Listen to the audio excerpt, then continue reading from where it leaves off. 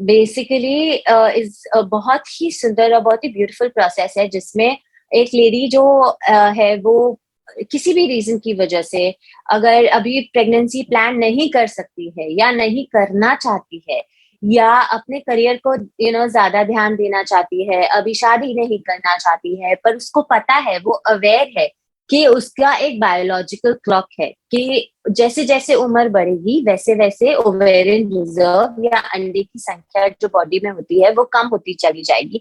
और वो अवेयर है इस बात को लेके कि हाँ, मैं मेरी उम्र जैसे जैसे बढ़ेगी मेरे चांसेस ऑफ प्रेगनेंसी अपने आप रुकने के ये घटते चले जाएंगे, क्योंकि मेरी जो अंडे की संख्या है बॉडी में वो कम होती चली जाएगी। वो अवेयरनेस लाना बहुत जरूरी है सोसाइटी में। और जब ये अवेयरनेस आ जाती है, या जिन लोगों में भी है, वो ये प्रोसीजर के द्वारा अपने जो एग्स हैं वो स्टिमुलेट करवा के, जैसे हर महीने में एक औरत एक ही अंडा स्टिमुलेट करती है, तो उस पर्टिकुलर साइकिल में जिसमें वो एक एग फ्रीजिंग के टेक्निक को या एग फ्रीजिंग को ऑप्ट कर रही हैं, उसमें हम इंजेक्शंस के द्वारा उस महीने में जितने भी अंडे रिक्रूटेड रहते हैं बॉडी में, उन सबको ग्रो करने की कोशिश करते हैं। ये जो स्टिमुलेशन का प्रोसेस होता है, अगेन ये महीने के दूसरे दिन से चालू होता है, जिसमें ऑन एन एवरेज 11 दिन तक रोज इंजेक्शंस लेने होते हैं। इसमें भी आपके डे 2 पे सोनोग्राफी होगी, डे 7 पे सोनोग्राफी होगी, डे 9 पे सोनोग्राफी होगी, डे 11 पे सोनोग्राफी होगी, जब हमें ऐसा लगता है कि हाँ ठीक है, फॉलिकल्स उस साइज पे पहुंच गए हैं जो कि एक अच्छा साइज है। 18 to 20 mm हम एक ट्रिगर इंजेक्शन देते हैं, और फिर उसके बाद 36 से 34 घंटे के बाद हम एक एनेस्थीसिया देके सारे एग्स को एक औरत के बॉडी में से बाहर निकाल लेते हैं। और फिर इस एग्स में से जो मैच्योर एग्स होते हैं, जो एग्स होते हैं वो 3 स्टेजेस में होते हैं, जीवी, M1 और M2। जो M2 होते हैं उनको लेके हम फ्रीज कर लेते हैं कि जब भी ये लेडी को कभी भी लेटर ऑन इन लाइफ जब वो रेडी है to get married, to start a family, तो ये एग्स को थॉ किया जाता है, और फिर हस्बैंड के स्पर्म के साथ इसको फर्टिलाइज किया जाता है, और इसके भ्रूण या एम्ब्रियोज बनाए जाते हैं।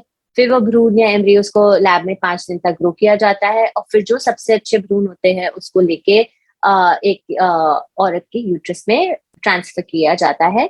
ट्रांसफर के बाद वो 10 दिन तक घर पे दवाइयां लेती हैं, और 10 दिन बाद एक ब्लड टेस्ट होता है जिसको हम बीटा HCG ब्लड टेस्ट बोलते हैं, जिसमें पता चलता है कि हमने जो पूरा प्रोसेस किया है वो सक्सेसफुल हुआ है कि नहीं। So basically this is how एक एग फ्रीजिंग का साइकिल होता है, और दिस इज हाउ आप लेटर ऑन एग फ्रीजिंग किए हुए एग्स को यूज कर सकते हैं।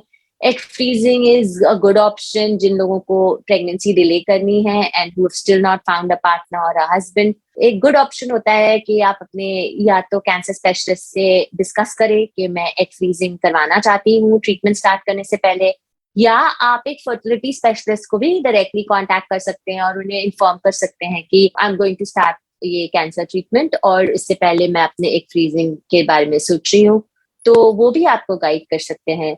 तो दिस इज समथिंग जो आप कंसिडर कर सकते हो, क्योंकि कैंसर के जो ड्रग्स होते हैं वो काफी हार्मफुल होते हैं हमारे एग्स के लिए।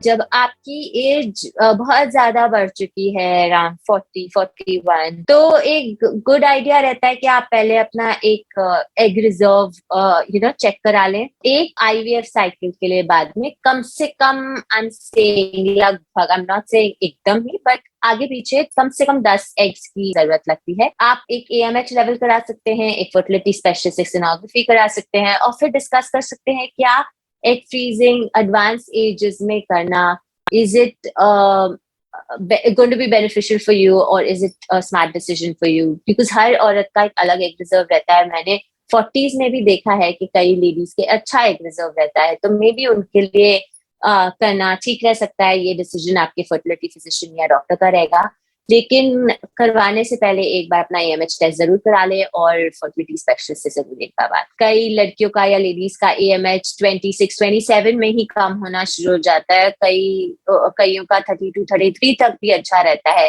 तो गुड आइडिया वुड बी कि आप एक AMH लेवल करा लें, जो कि एक ब्लड टेस्ट होता है, और उससे आपको लगभग आइडिया लग जाएगा दैट हाउ फ्रूटफुल आपका ये decision of getting your eggs freeze रहने वाला है. I think from mid-20s onwards to early 30s एक अच्छा एज ग्रुप रहेगा टू कंसिडर एग फ्रीजिंग.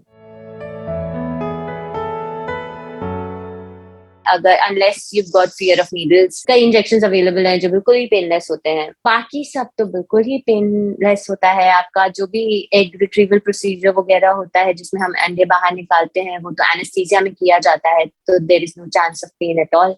और there is no overnight admission, तो बिल्कुल भी नहीं होता है इसमें. तो आप सुबह आते हो, एग रिट्रीवल का प्रोसेस होता है और शाम को आप घर चले जाते हो. तो it is a fairly painless procedure.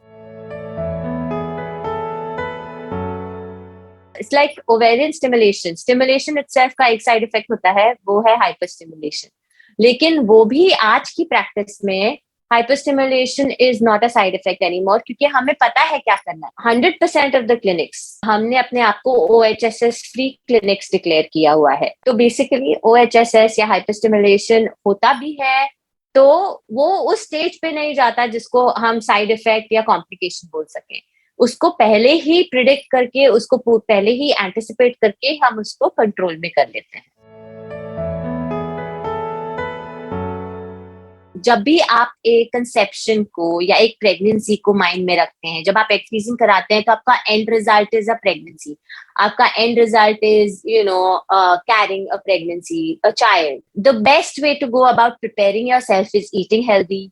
आपकी एक रोजमर्रे में एक्सरसाइज के लिए टाइम निकालना, अपने आप को हाइड्रेटेड रखना, विटामिन्स लेना, quit smoking, quit alcohol as far as possible, sleep on time, wake up on time, lead a healthy lifestyle. ये सब चीजें they go a long way कि आप अपने एग्स को हेल्दी रख सकते हैं for a longer time.